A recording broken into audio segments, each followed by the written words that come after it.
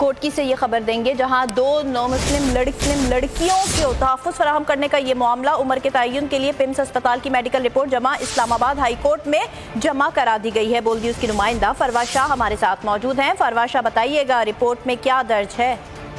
जी बिल्कुल, सेक्रेटरी दाखिला और चीफ सेक्रेटरी सिंध कहाँ है? चीफ जस्टिस की जानिब से इस्तफसार किया गया, क्या रिपोर्ट जमा करवा दी गई है? चीफ जस्टिस ने पूछा, इस तरह के मामलात आपके ही जिला में क्यों होते हैं? सेक्रेटरी दाखिला कहाँ है? वो इस मामले को इतना गैर अहम क्यों ले रहे हैं? जबकि चीफ जस्टिस की जानिब से ये पूछा गया कि हमें दुनिया के दूसरे ममालिक से कुछ सीखना चाहिए।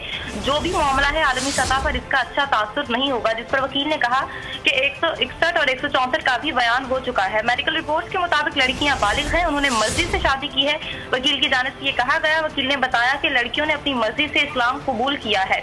हमें अदालती हुक्मनामा कल मिला है। नुमाइंदा वफाकी हुकूमत की जानिब से ये अदालत को बताया गया, जिस पर अदालत ने कहा। बहुत शुक्रिया आपका तफसीलात बताने का।